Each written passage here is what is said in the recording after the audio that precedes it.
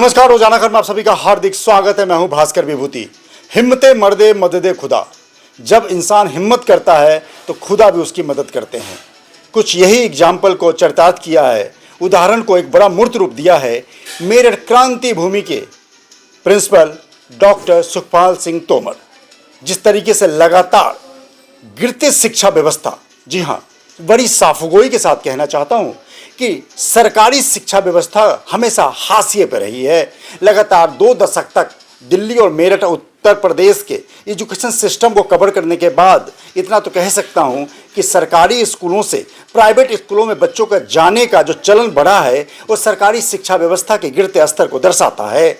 सवाल है कि इसी सरकारी शिक्षा व्यवस्था को बेहतर बनाकर और बच्चों के लिए, अध्यापकों के लिए और उन तमाम अभिभावकों के लिए एक बड़ा मार्ग प्रशस्त करने की महती जिम्मेदारी उस संस्थान के मुखिया पे होती है। और शिक्षण संस्थान का मुखिया कौन होता है? प्रिंसिपल। प्रिंसिपल एक ऐसा चेहरा होता है जो अभिभावक की भूमिका में होता है। उसे टीचर्स का भी देखना होता है, बच्चों का भी देखना होता है और स्कूलों में ऐसी व्यवस्था करनी होती है कि स्कूल उनका आज के दौर के हिसाब से पब्लिक स्कूलों को टक्कर दे। और यही कुछ किया है डॉक्टर सुखपाल सिंह तोमर ने। सुखपाल सिंह तोमर ने जिस तरीके से लगातार कई स्कूलों में रहे, मोदी नगर में उन्होंने एक ड्रास्टिक चेंज किया। मुरादनगर में जिस तरीके से उन्होंने ड्रास्टिक चेंज किया, उससे साफ है कि आने वाले कल में अगर ऐसे प्रिंसिपल उत्तर प्रदेश में ज़्यादा नहीं तो अगर 100-200 भी हो जाएं तो शिक्षा व्यवस्था में एक बड़ा आमूलचूल परिवर्तन होगा। पब्लिक स्कूलों पे निर्भरता कम होगी, सरकारी स्कूलों की तरफ बच्चों का रुझान बढ़ेगा। लेकिन करे तो कौन?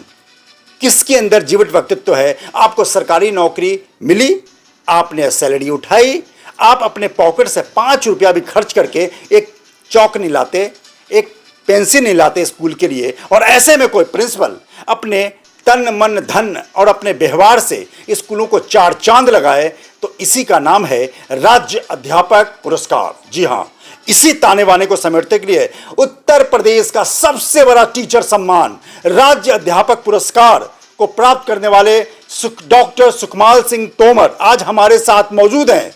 और उनके साथ हम जानने की कोशिश करेंगे कि 2024 का जो टीचर का सर्वोच्च सम्मान मिला है उस पर वो कितने खुश हैं और अभी के शिक्षा व्यवस्था के हिसाब से सरकारी तंत्र को लेकर और अन्य प्रिंसिपल के लिए कितने बड़े आइकन साबित होते हैं। नमस्कार सर, कैसे हैं आप? एकदम बढ़िया। सबसे पहले आपको राज्य अध्यापक पुरस्कार 2024 के लिए बहुत बहुत बधाई कि कल ही आप लखनऊ में उत्तर प्रदेश के मुख्यमंत्री योगी आदित्यनाथ के हाथों आप पुरस्कार लिए। यूं तो प्रदेश में 32,000 प्रिंसिपल हैं, लेकिन पूरे प्रदेश से, उत्तर प्रदेश से 2 प्रिंसिपलों को यह सम्मान प्राप्त हुआ है। उसमें डॉक्टर सुखपाल सिंह तोमर जी का नाम सबसे टॉप पे है। क्या मानते हैं? सबसे पहले अपने अवार्ड के बारे में बताइए कि किस तरीके से आज आप गए और क्या आपके लिए अद्भुत क्षण रहा। सबसे पहले मैं अपना पूरा परिचय देना चाहता हूं। मैं डॉक्टर सुखपाल सिंह तोमर, मेरी डेट ऑफ बर्थ 7 जुलाई 1964 है और मैं एक शिक्षित, संस्कारी और सामाजिक किसान परिवार में पैदा हुआ। प्राथमिक और माध्यमिक मेरी शिक्षा गांव की रही, गांव मऊखा से गढ़ रोड पर जी। इसके बाद BA MA की शिक्षा मेरी मेरठ कॉलेज की रही और B.Ed करने के बाद 1990 में हमारी शिक्षा कंप्लीट हुई। 1/8/1991 से लेकर के लगातार मैं BMM इंटर कॉलेज मऊखास मेरठ में शिक्षक रहा इंग्लिश का। इंग्लिश में ही मैंने PhD की है, इंग्लिश में मेरा पहला MA है। और एज ए शिक्षक मैंने अपने बच्चों को जो पढ़ा है, आज भी मेरे बच्चे जहाँ भी मिलते हैं वो मेरे अपने संस्कार और संस्कृति जो मैंने उनके अंदर भरी बहुत बढ़िया, उसी संस्कृति और संस्कार के अनुसार जहाँ भी कहीं मिलते हैं वो पैर छू करके मुझे प्रणाम करते हैं और मैंने उनमें वो चीज़ें भरी है और आज भी लगातार उस पर कायम हूँ। बिल्कुल। एक सवाल और पहले फौरी तौर पे, जो आप राज्य शिक्षक अवार्ड ले रहे थे, राज्य अध्यापक पुरस्कार मुख्यमंत्री के हाथों, तो उस समय आपको मंच पर 2 मिनट के लिए क्या एहसास हो रहा था कि आपने जीवन के 40 साल 45 साल जो आपने इस एजुकेशन सिस्टम को दिया उसका सम्मान हो रहा है? बस क्षणिक तौर पे जवाब जी, क्या महसूस कर रहे थे आप कि सभी इंसान को एक प्रेरणा मिलनी चाहिए कि आज अगर आप अच्छा काम करते हैं तो आने वाला कल आपके लिए मंच तैयार करेगा? मैंने अपने शिक्षण कार्यकाल में और प्रिंसिपल के कार्यकाल में जी हमेशा मैंने अपने आप को यूनिक करके प्रस्तुत किया है, चाहे जिले में हो चाहे प्रदेश में हो। अपने आप को लीक से हटके, चाहे शिक्षण कार्य है, चाहे कॉलेज का माहौल है, चाहे कॉलेज का अनुशासन है, कॉलेज में संस्कृति, भारतीयता, इन सब में मैं पूरे ज़िले में हमेशा से अपने प्रिंसिपल काल में नंबर 1 रहा हूँ, जिसका हर वर्ष गाजियाबाद ज़िले के, चूँकि ज़्यादा टाइम मेरा गाजियाबाद ज़िले में जी श्री हंस इंटरमीडिएट कॉलेज मुरादनगर में प्रिंसिपल के तौर पर गुजरा है, उसके बारे में बताऊं तो वो आश्चर्यजनक होता है, चूँकि प्रतिवर्ष वहाँ के डीएम और वहाँ के कप्तान दोनों मेरे कॉलेज में आकर के अपने सरकारी कार्य 2-2, 3-3 हर वर्ष मेरे कॉलेज में आके करते थे, और मुझे वहाँ के कार्यों को प्रतिवर्ष डीएम के द्वारा हमेशा मुझे प्रतिवर्ष प्रशस्ति पत्र के रूप में मुझे दिया जाता था, बेस्ट प्रिंसिपल के रूप में। कितने साल रहे वहाँ प्रिंसिपल? मैंने 28 जनवरी 2010 में वहाँ आयोग से सेलेक्ट होकर के प्रिंसिपल के रूप में ज्वाइन किया, और 7 जुलाई 2023 तक मैं वहाँ कार्यरत रहा, यानी कि 13 साल 5 माह का कार्य मेरा वहाँ बीता प्रिंसिपल के रूप में। जब आप पहुंचे वहाँ पे प्रिंसिपल के रूप में तो क्या व्यवस्था थी, और आप जब वहाँ से छोड़ के आए तो क्या व्यवस्था की, और बहुत संक्षिप्त में क्या क्या आपने परिवर्तन किया वहाँ पे? हाँ, मैं संक्षिप्त में ये बताना चाहता हूँ, जब मैंने वहाँ ज्वाइन किया तो कक्षा 11-12 2 क्लास में मात्र 63 बच्चे वहाँ रजिस्टर्ड थे, और टोटल 6ठी से 12वीं तक 835 बच्चे वहाँ रजिस्टर्ड थे। मैंने सोचा कि यहाँ इतने कम बच्चों में जो मैं अपने मन में भाव और अपने मन में मैं अपनी कार्यशैली लेकर के आया हूँ वो कैसे सफल होगी। मैंने सबसे पहले वो प्लान की, और 2011 में जो मेरे हाई स्कूल के वहाँ के टॉपर बच्चे दूसरे कॉलेजों में जाकर कक्षा 12 में साइंस में टॉप करके दूसरे कॉलेजों का नाम रोशन करते थे, 2011 से यानी कि अगले सत्र से मैंने अपने कॉलेज में साइंस साइड शुरू की, साइंस की मान्यता ली, और 2013 में मेरी ली हुई मान्यता का पहला बैच 2012-13 में कक्षा 12 का साइंस साइड का निकला, और पहले बैच ने पूरे ज़िले में वो खलबली मचा दी। मेरे कॉलेज का जो रिजल्ट था उसमें 85% फर्स्ट डिवीज़न थी, क्या बात, 15% सेकंड डिवीज़न थी, ना कोई फेल था और ना कोई थर्ड डिवीज़न थी। उस रिजल्ट का इतना बड़ा असर हुआ कि डीएम ने पूरे ज़िले की मीटिंग बुला करके डीआईएस से कह के सभी प्रिंसिपलों के सम्मुख मुझे सम्मानित किया कि आपका रिजल्ट ज़िले का नंबर 1 है, इसका कारण बताइए। तो वहाँ मैंने उनको बताया कि मैंने ऐसा ऐसा किया।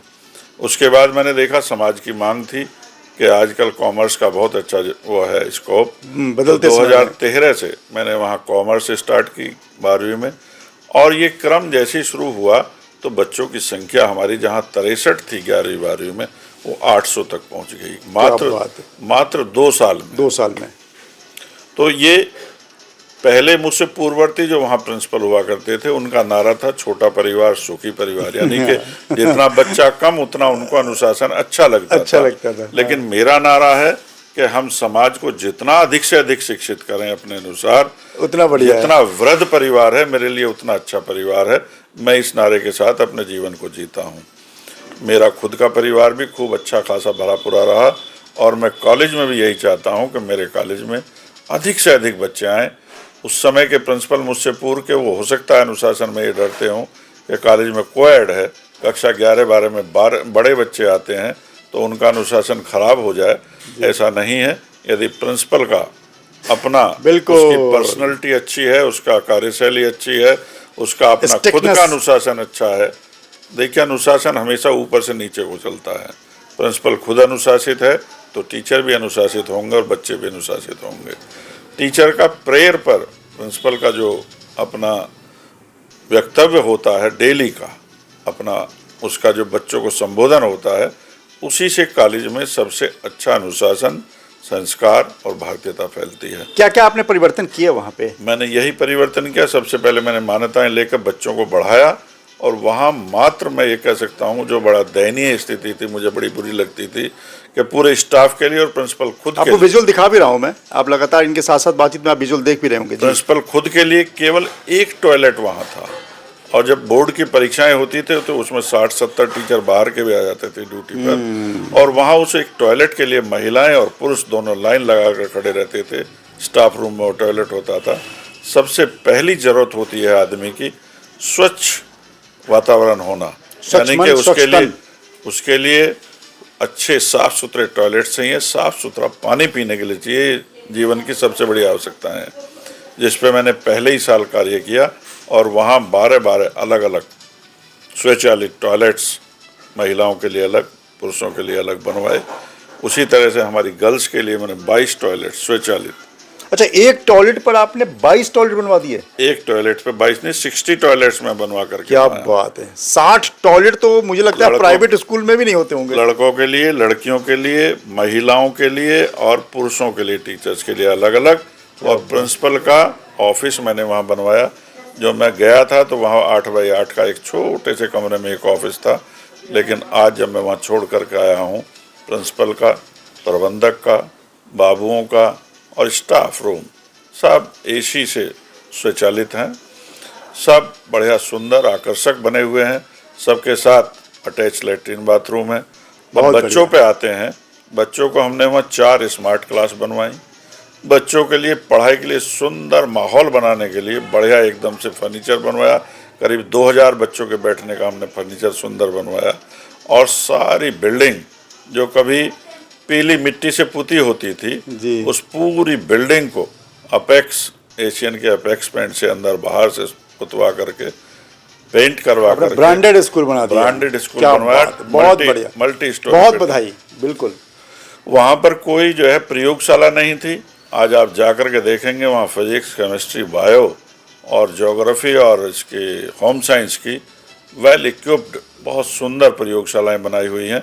उसके लिए भी हमने वहाँ डीएम को निरीक्षण कराया था, तो डीएम साहब ने मुझे उसके लिए विशेष पुरस्कार दिया था। मैं अपने जीवन में ये कह सकता हूँ कि प्रिंसिपल के रूप में प्रतिवर्ष जॉइंट डायरेक्टर, डीआईएस और डीएम ने मुझे प्रतिवर्ष आप सम्मानित किया प्रशस्ति पत्र दे करके हर कार्य के लिए। मैंने आप कितने बच्चे थे जब आप वहाँ से आए? जब मैं वहाँ से आया हूँ तो हमारे वहाँ 3 विंग चलती हैं। एक पहली क्लास से 5वीं तक हिंदी मीडियम, एक नर्सरी से 8वीं तक इंग्लिश मीडियम, अच्छा, और एक 6ठी से लेकर के 12वीं तक यूपी बोर्ड का हिंदी मीडियम।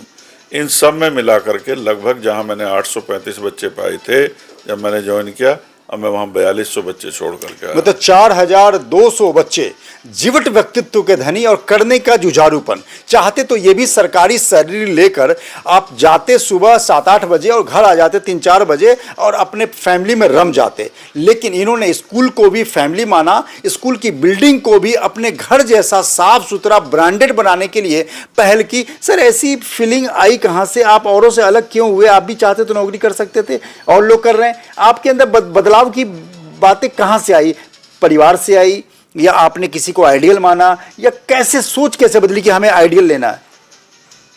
ये सब परिवार से मैंने सीखा है। मेरे पिताजी 25 साल लगातार अपने क्षेत्र के सरपंच रहे, और वो हमेशा चाहे खेती करते थे तो यूनिक रूप में करते थे, सबसे अलग हटके टेक्निकल तरीके से। बहुत बढ़िया। सामाजिक कार्य करते थे तो यूनिक करते थे। हमने बचपन से उनसे सीखा कि समाज सेवा सबसे बड़ी सेवा होती है। उसी रूप में हमने शिक्षण की नौकरी ग्रहण की, और उसके बाद जब हम प्रिंसिपल बने तो हम सोचते थे कि जब हम प्रिंसिपल हों यदि अपने कॉलेज में तो ये बदलाव कर सकते, तो हमें टीचर्स को क्या सुविधा जो हम चाहते हैं अपने प्रिंसिपल से वो हम स्वतः टीचर्स को दें, जो बच्चे के रूप में हमने प्रिंसिपल से चाहा वो हम बच्चों को दें, जो समाज चाहता है वो समाज को दें। वो भावनाएं हमारे अंदर, जिस दिन हमने प्रिंसिपल का कार्यभार ग्रहण किया था उसी दिन हमने अपने आप में प्रण किया था। ये भी प्रण किया था कि हम कभी अपने जेब में ग्रीन पेन रखेंगे जो अच्छी बातों का सूचक होता है। मैंने रेड पेन कभी अपनी जेब में नहीं लगाया, ना मैंने कभी ज़िंदगी में अपने पूरे कार्यकाल में किसी को रेड लाइन दी, ना मैंने रेड किसी को मार्क किया। समझा करके सबको अपनी लाइन पर लाया। और एक और सबसे बड़ी बात मैं आपको बताना चाहता हूँ, 2013 से मेरे द्वारा मान्यता प्राप्त जो मान्यता ली थी उनका क्रम शुरू हुआ था। और आश्चर्य की बात है कि 2023 लगातार 10 साल मैंने उस गाजियाबाद में जिला टॉपर दिया है। हर वर्ष प्रति वर्ष मेरे बच्चे मुख्यमंत्री से सम्मानित हुए हैं लखनऊ में जाकर बहुत के बढ़िया, टॉपर के रूप में। और यही वजह है कि आज आपको भी मुख्यमंत्री ने सम्मानित किया। और 2014 में मेरा अचल नाम का एक बच्चा था, वो मुख्यमंत्री सम्मानित हुआ। और आप आश्चर्य करेंगे कि एक छोटा सा ग्रामीण अंचल का एक कॉलेज, उस कॉलेज का बच्चा एनसीआर का टॉप 10 में था, एनसीआर सारे बोर्डों में। और उसको नवभारत टाइम्स वालों ने दिल्ली में कार्यक्रम कराया था।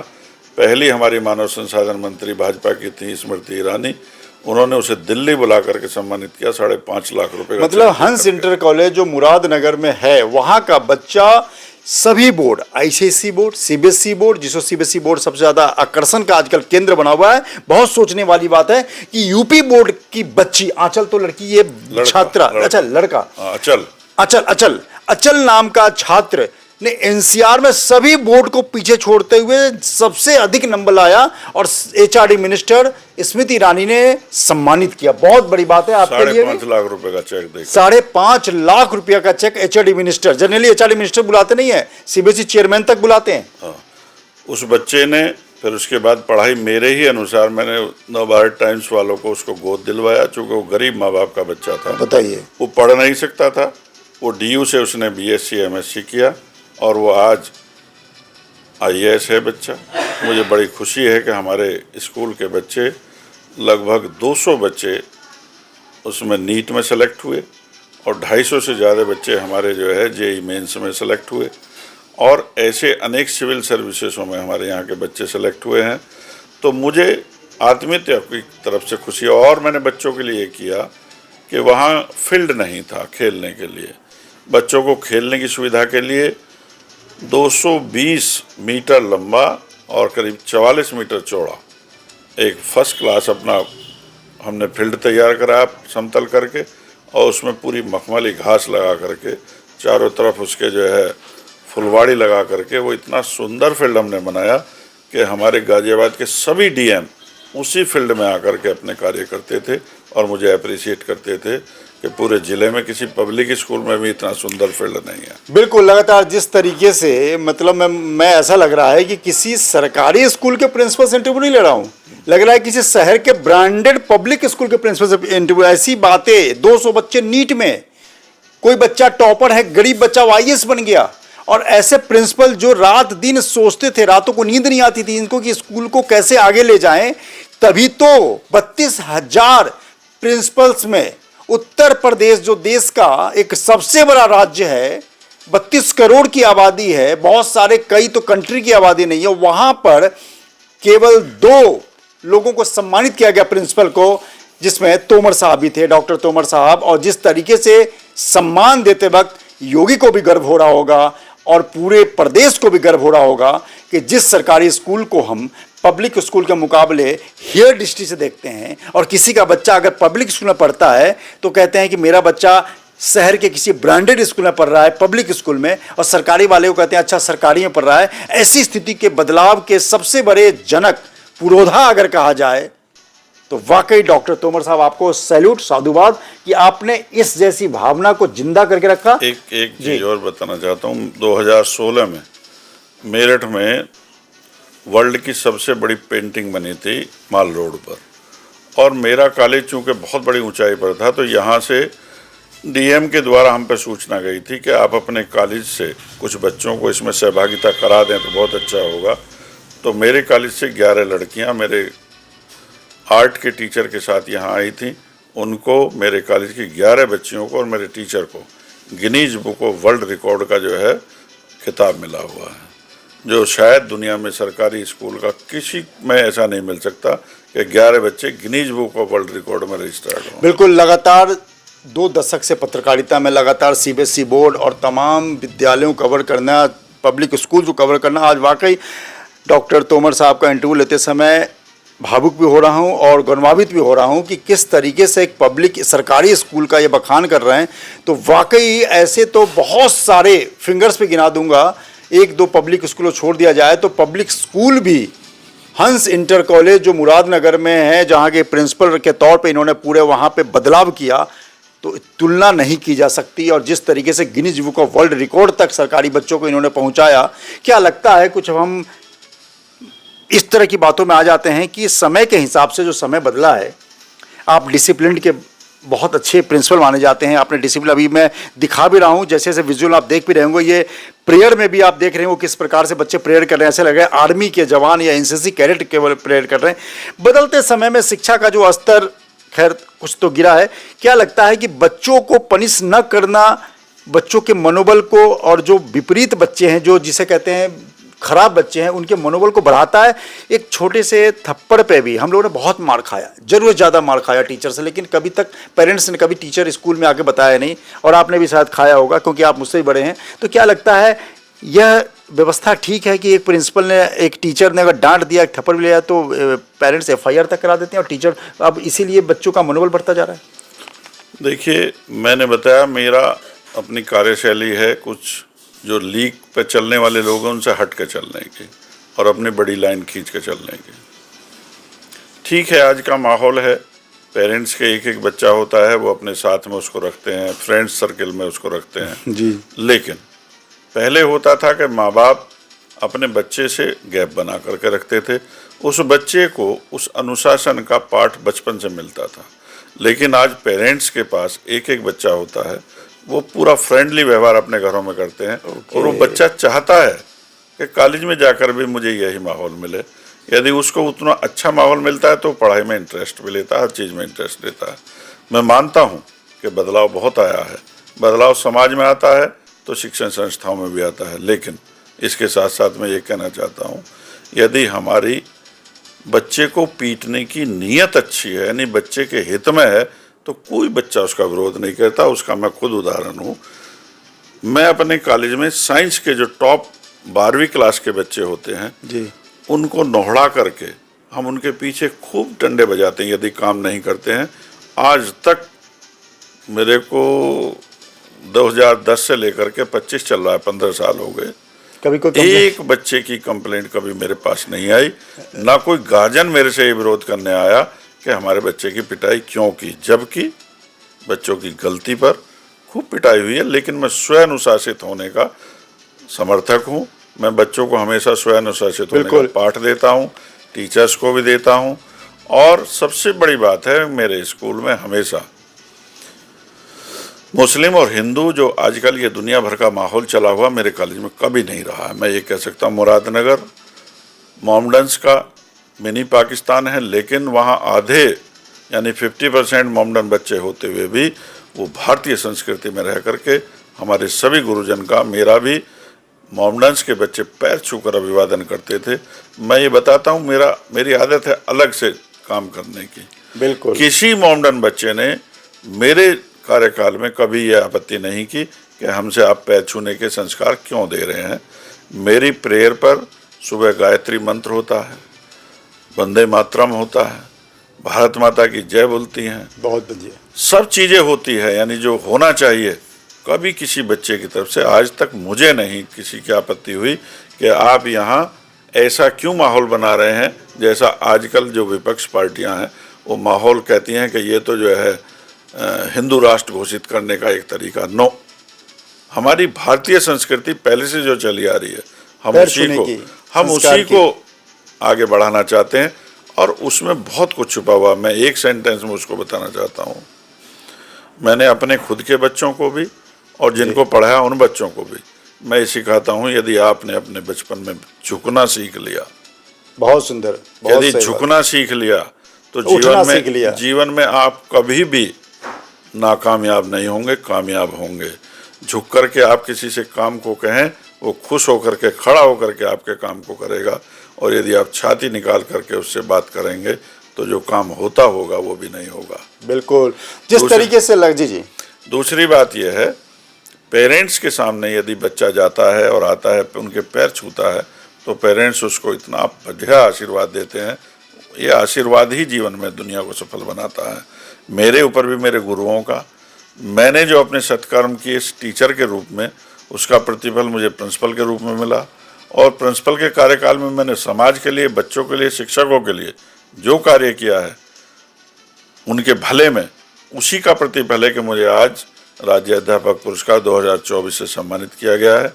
मैं पूर्णतया ये कह सकता हूँ कि मैंने पूरी ईमानदारी के साथ, आप विश्वास नहीं करेंगे कि मैं मेरठ से डेली अटेंड करता था मुरादनगर का कॉलेज, लेकिन पूरे कार्यकाल में मैंने एक दिन भी ऐसा नहीं हुआ जिस दिन मैंने अपनी प्रेयर पर अपना संबोधन ना दिया हो।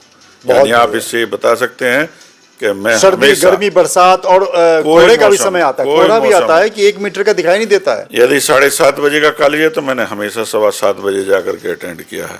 यही मैं कहता हूं कि अनुशासन ऊपर से चलता है। जब हम पहले जाते हैं, पूरा टाइम रहते हैं, तो शिक्षक पहले पहुंचता है, शिक्षक भी पहुंचता है तो बच्चे भी हमारे उसी टाइम से पहुंचते हैं। अनुशासन का पाठ हर चीज़ का ऊपर से नीचे को चलता है। अब मैं 2023 में यहाँ Muralipur SSV inter college Muralipur में ट्रांसफ़र करा करके आया हूँ।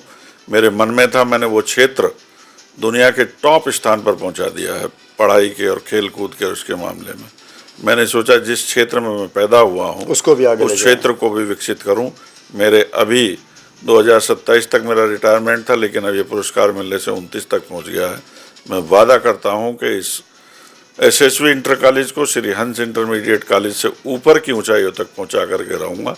ये मैंने अपने मन में सोच रखा। बहुत बढ़िया। जिस तरीके से हंस इंटर कॉलेज मुरादनगर को ऊंचाइयों पर पहुंचाकर और जिस चीज़ों को वहां पे लागू किया और वहां पे कोई आपत्ति दर्ज नहीं हुई, तो इनके राज्य अध्यापक पुरस्कार में भी किसी ने आपत्ति नहीं दर्ज की। सबसे बड़ी बात क्या है कि जब आप निष्काम स्वभाव से और बिना लाग लपेट के समाज हित में, बच्चों के हित में, स्कूल हित में काम करते हैं, तो आपको आज न कल आपको सम्मानित किया जाना बहुत जरूरी हो जाता है। मैं बार बार कहना चाहता हूं कि जीवट व्यक्तित्व जो होता है वो अपने कामों की जिस प्रकार से परिभाषा तय करता है, वो राज्य में पब्लिक और सरकारी स्कूलों के दायरे को कम कर देता है। जब सरकारी स्कूल का बच्चा टॉपर हो और HRD मिनिस्टर सम्मानित करें 5.5 लाख रुपए से, तो वाकई उस प्रिंसिपल का सीना चौड़ा हो जाता है। तो आप भी कहीं प्रिंसिपल हैं सरकारी स्कूल में, तो आपका सीना चौड़ा क्यों नहीं हो रहा है? क्योंकि आप नौकरी कर रहे हैं, आप नहीं चाहते कि आपका स्कूल स्वर्ण अक्षरों में दर्ज हो। जितनी जीवटता के साथ, जितनी साफगोई के साथ ये हंस इंटर कॉलेज की तारीफ कर रहे हैं और डिसिप्लिन की तारीफ कर रहे हैं और कॉलेज की ऊंचाइयों की तारीफ कर रहे हैं, प्रशासन के साथ, HRD मिनिस्टर के साथ जो सम्मान मिला, उसी का द्योतक है कि आज योगी सरकार ने इनको राज्य अध्यापक पुरस्कार देकर इनके काम की सराहना की है और मुहर लगाया है। जी, चलते चलते अब मैं जब यहाँ 2023 में SSV इंटर कॉलेज मुरलीपुर में आया हूँ, तो जब मैं आया था यहाँ ज्वाइन करने के लिए, तो मेरे परिवार के लोग मेरे साथ थे। उन्होंने देखा कि वहाँ इतना सुंदर कॉलेज और इतना बड़ा कॉलेज था, और यहाँ आकर के जब मैंने ज्वाइन किया तो यहाँ पूरे कॉलेज में कालौच भरी पड़ी थी। जिस ऑफिस में मैं बैठा उसमें मैं बैठने लायक नहीं था, क्योंकि मैं तो AC ऑफिस से आया था। तो मेरे घर वालों ने ये कहा, तुमने यहाँ आकर के बहुत बड़ी गलती की है, कहाँ आप कीचड़ में आ गए हैं, बहुत बुरा कॉलेज है। लेकिन मैंने पहले 2 माह, कीचड़ में ही तो कमल खिलाने के लिए भेजा जाता है, पहले 2 माह में उस कॉलेज को इतना सुंदर बना दिया अपने प्रयास से, समाज के सहयोग से, कि मेरे वही पेरेंट्स 2 महीने बाद आकर के कह लगे ये वही कॉलेज है, इसमें तो इतना गंदा माहौल था और आपने तो फिर इसको हंस जैसा बना दिया, इतना सुंदर बना दिया। आज इस कॉलेज का भी मेरा ऑफिस बिल्कुल AC से सुसज्जित है जी। और दूसरा मैं ये बताना चाहता हूँ कि मात्र 2 साल में इस कॉलेज में मैंने समाज के सहयोग से, विधायकों के, सांसद के सहयोग से लगभग 1 करोड़ से ज़्यादा की राशि लगा करके इस कॉलेज को विकसित कर दिया है। जिस कॉलेज में खेती की इनकम मात्र 50,000 रुपये साल की होती थी, आज उसी खेती में हमने अपनी सोच से प्रोजेक्ट लगा करके और चीज़ लगा करके उसी खेती से 5 लाख रुपए साल की, 50,000 से 5 लाख रुपए की इनकम बढ़ाई, 10 गुना। और जो हमारे पास और भूमि है, उस भूमि में हम एक विकसित कर रहे हैं एक मंडप, जिससे हमें लगभग 10 लाख रुपए साल की इनकम होगी। तो इस कॉलेज की 15 लाख रुपए पर ईयर की इनकम बढ़ा करके मैं दे करके जाऊंगा, जिस हमेशा के लिए कॉलेज विकसित रहेगा। और इस कॉलेज में जब मैं आया था तो मात्र 20% बच्चों की उपस्थिति रहती थी, लेकिन पहले 15 दिन में अपने उद्बोधन से उन बच्चों की मैंने 90% उपस्थिति करी। इस कॉलेज का रिजल्ट कभी 90% में नहीं था, 2 साल से लगातार 97% रिजल्ट में दे रहा हूँ। बिल्कुल, जिस तरीके से लगातार उस कॉलेज में, मुरलीपुर में कॉलेज में जाके ग्राउंड जीरो पे मैं इनका इंटरव्यू जरूर करूंगा, मैं यही बता रहा हूं। लेकिन सवाल फिर एक कह रहा हूं और छोड़ जाता हूं आपके पास कि जब बदलाव हो सकता है तो आप बदलते क्यों नहीं? जब आप कर सकते हैं तो आप करते क्यों नहीं? आप भी तो उसी सरकारी स्कूल के प्रिंसिपल हैं, उसी इंटरमीडिएट स्कूल के प्रिंसिपल हैं जिस ओहदे के साथ ये प्रिंसिपल हैं। लेकिन सवाल है कि सोच और नज़रिया इंसान को राज्य अध्यापक पुरस्कार तक पहुंचाती है, न कि कोई व्यवस्था। नमस्कार।